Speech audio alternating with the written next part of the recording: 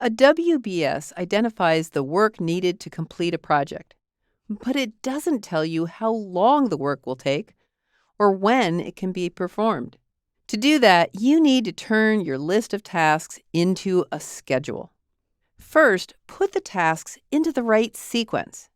You add dependencies or links to tasks to identify which tasks have to finish before other tasks can start, which tasks finish at the same time, and so on.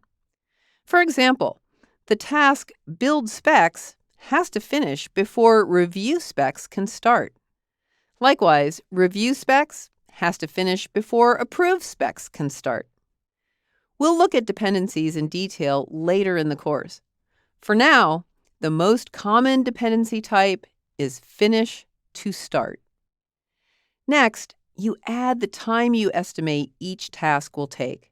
Time estimates and task sequence help determine how long the entire project will take.